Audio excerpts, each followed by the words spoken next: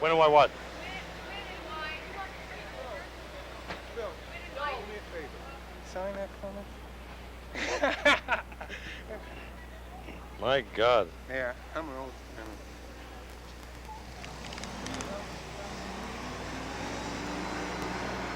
It's great. Dynamite, huh?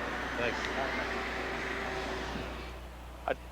I went to Toronto with the Dead in the Airplane and met a couple of New Yorkers, Josh White and Kip Cohn, who were talking about doing something in New York. And then sometime after that, we received a petition signed by a bunch of people who lived on the Lower East Side to do something here.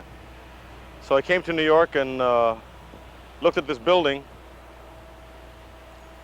and went for it with the real estate people, and then found out some other people were looking to open up here also. And ended up getting it and hiring some people in the East Coast to run it with me. But basically it was because it was suggested by Josh and Kip and some people in New York who had been to the West Coast, to the Fillmore. And then we opened in March of '68 with Janis Joplin and Big Brother.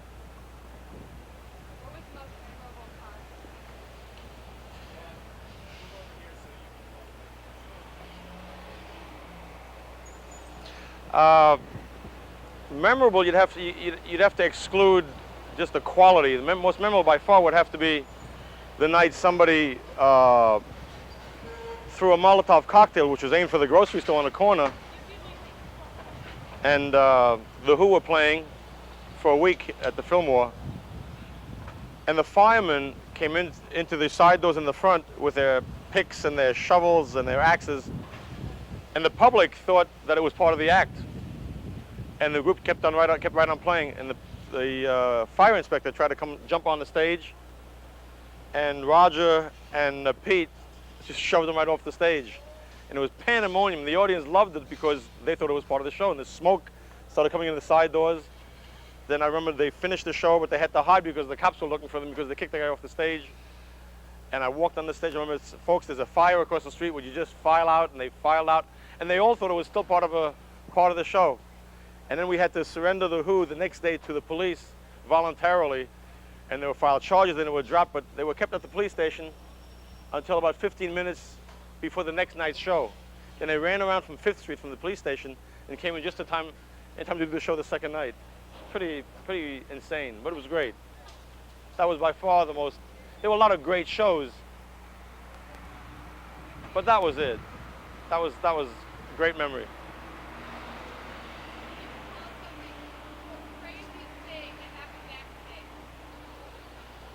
Oh,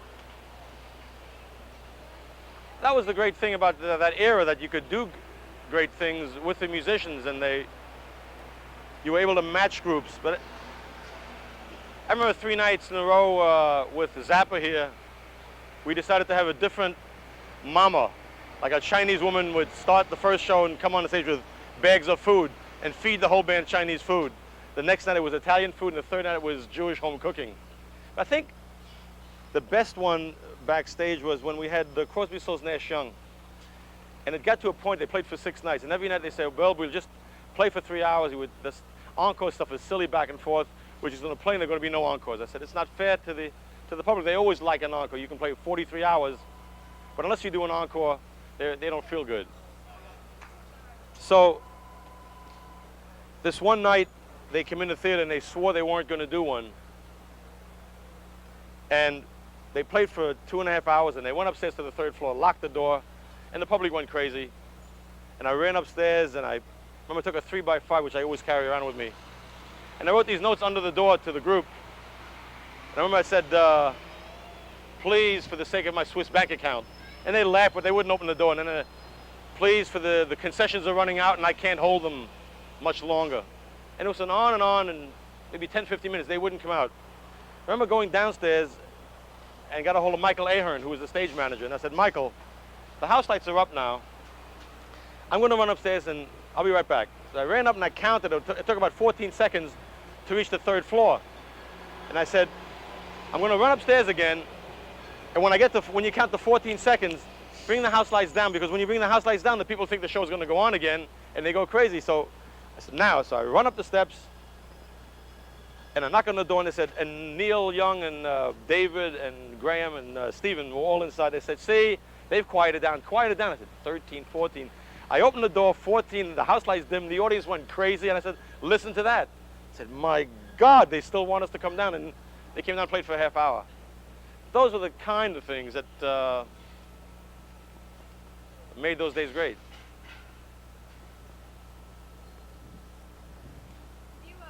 Was there any particular distinction between managing the Fillmore East and Fillmore West, or anything that you can, pinpoint for us about that? Different scenes. Well, by far the most specific difference had to be the street. I came from New York, and being a New Yorker dealing on the West Coast, I always felt that just the knowledge of this jungle was the key to being able to deal out there. You can be much more direct. You can be direct in New York, and New Yorker says, you know, the hell with you. You go back out there, it's effective because it's New York. And the one difference from the very first day was always that I couldn't do here what I got away with out there.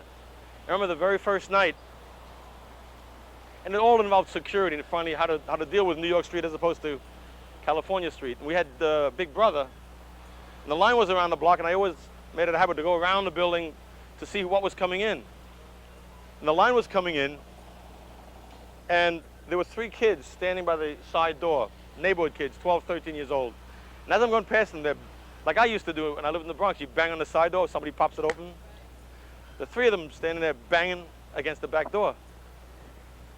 And in California, I would never stop and say to somebody, go away or don't do that. I would just come on very positive and in such a direct way that they would always do it. And so I used to walk past them and say, get out of there. I did it to these 3 kids. It's like I was talking to the wall. They didn't move. So I went back there and I said, did you hear me? And 2 of them moved. The 3rd one just kept on banging his foot. And I remember going back to him, I said, did you hear me? Get out of here. And he banged on the door, did a John Wayne, and just said, fuck you. And that more than anything, that's when I realized this was New York. And I asked him where he lived, and he said he lived across the street. And I said, look, we're going to be loading and unloading trucks here. What's your name? Who are your friends? And it turned out in the long run, they then became part of the team that loaded and unloaded the trucks. In exchange for that, they'd watch the vehicles, they took care of the block, and we let them in to see the shows. But right off the bat, that never changed. The street was the major difference.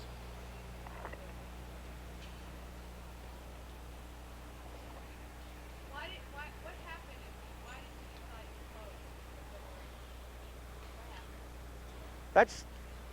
That's touching. It was always blown out of proportion, and a lot of misquotes. And what had happened? A great impresario. That word is loosely used, you know, and there was only one that I remember. Saul Hurok was in the great impresario, and he had a cancellation at the Metropolitan Opera House in early '68, and he asked to meet with me to bring some rock and roll acts into the Metropolitan Opera House. And I figured, my God, if we can play there, then houses around the country would open, because there was still a reluctancy at that time to let rock and roll into quality houses. I was doing that and negotiating with various acts. And some things had gone astray with some act that I wanted them to play here. They wanted more money. They wanted to go uptown to the Garden and whatnot. Anyway, we all make decisions sometimes that at a time when the bubble burst, I was on the edge about certain things, and I was out here, and late on a Saturday night, I was in the office here. The second show was going on, and the manager of a particular band called me back at about 3 in the morning, and I talked to him about the Metropolitan Opera House. I said, my God, we can break through. It's a great opportunity for rock and roll to go first class and be recognized for what it is. And I said, 8 shows at the Metropolitan House, but the union is tough up there and the expenses are high. And for 8 shows that week, it's 50 grand, but it's the Metropolitan Opera House. And it was a very good group, I mean, qualitatively, instrumentally. And there was a pause on the phone, and the manager said, you expect my boys to play for lousy 50 grand a week? The way he said that burst my bubble. I never even thought about closing, that was it.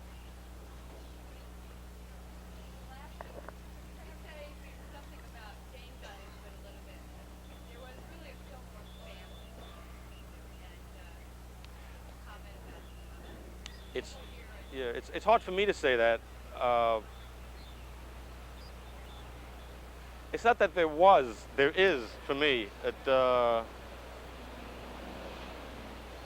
tell you, about 3 years ago, something happened to me here, and over the years you come back and people say hello, hello, hello, but about the family aspect. I was running up on Madison in the 70s, right, in the mornings. About 7 in the morning, I'm running along and I stop on at the curb. There's a light and there's cars coming through. These two other runners come up and running in place next to me, a man and a woman. And as we jumped off the curb, the woman just hits me on the arm and says, shouldn't have closed the Fillmore. It just keeps right on running. So I don't think the family aspect was people who worked here. The people who worked here came here not because I looked at their resumes, because they wanted to be involved in turning the public on, and taking the ticket taker and just riding with it.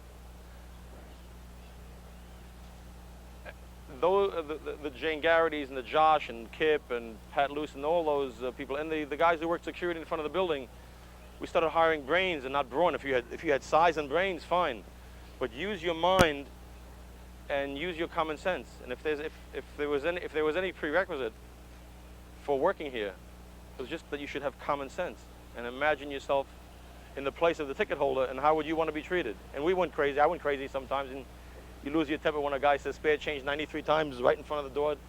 You go bananas, or I went bananas. And dealing with the street people and the motherfuckers at that time, the people who wanted the building just because they wanted the building. They were the great old days. They were great.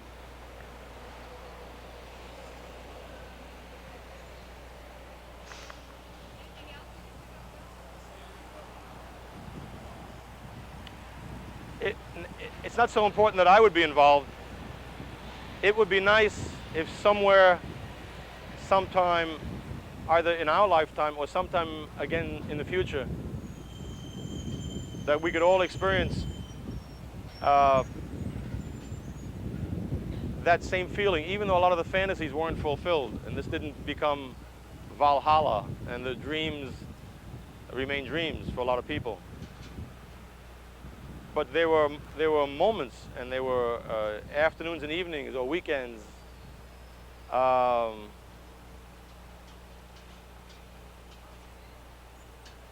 were more special times in those 3 or 4 years, as far as watching the public, than the consummate total of all the other years, by far.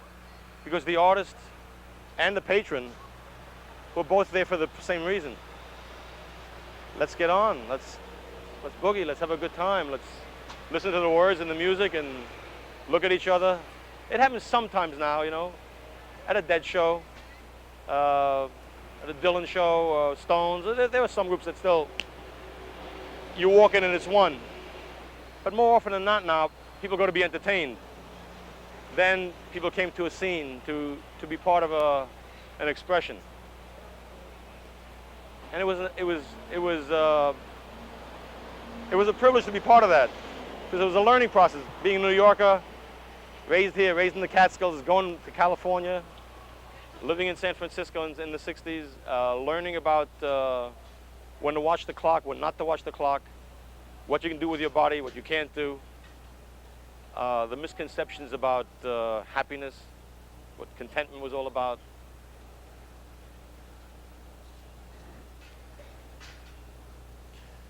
I'm glad I was part of that. No blueprints then. It was first for everything. And then I went out to the West Coast. I have a daughter out there. She's 16, and the change was incredible. I mean, it was like a real culture shock to me. I had been out there, and I left in the 70s, I guess 1970. Went back, and I had a business here, and folded. Went out there and tried to find, my family that, Right.